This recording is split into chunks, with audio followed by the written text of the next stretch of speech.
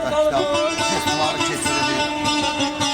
Bu festivalin kesilmesinde emeği olan bütün sanatçı şahslara, canlama yazarlardan, edebi yapımlar, sağ olsunlar ki kitaba böyle bir değer veriyor. Bu tedbirde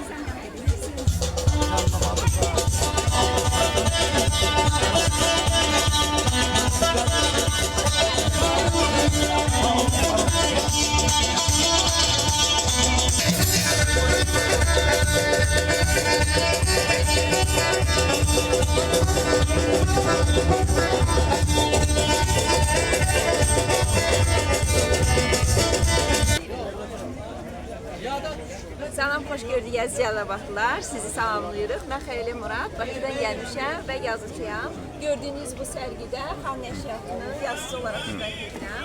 Həmçinin 40-30-dan çox nəşriyyat var və ondan çox yazıcı var. Buyurun, gəlin, kitablarımızı imzalayaq, birlikdə kitab müzakirəsi edək.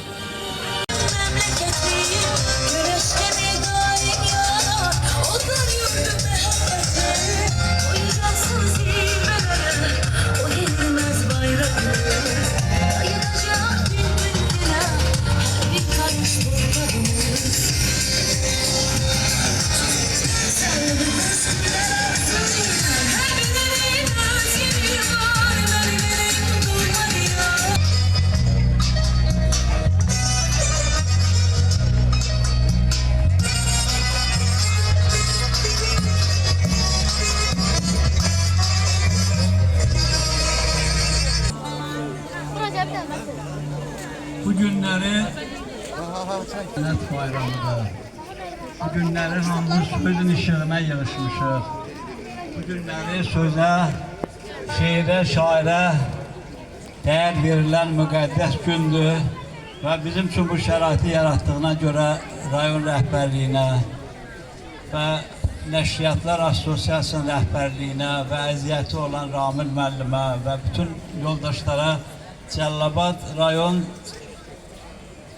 yazarları adından öz təşəkkürümüzü bildiririk. Qəhrəmanlar diyarıdır və qəhrəmanlarının olduğu kimi gözəl əsərlər yazıb ortaya qoyurlar. Şeir oxusunlar, buraya söyləyəcəyimiz oxusunlar. Ona görə də mən geçməyəni oxuyub, bir gözəlik şeir oxuyurum.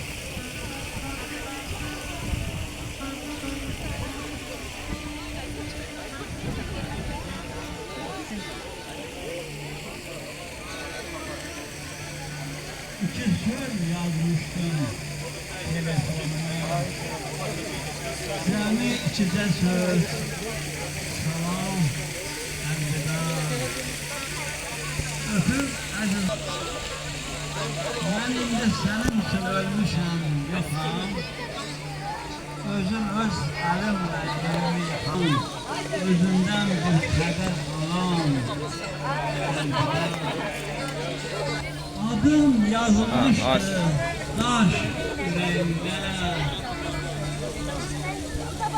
Ah əlvida, şirin hacət et, salam, əlvida.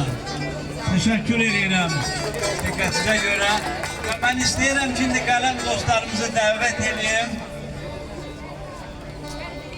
Bizim qələm dostlarımızdan İman Abdullah buyursun.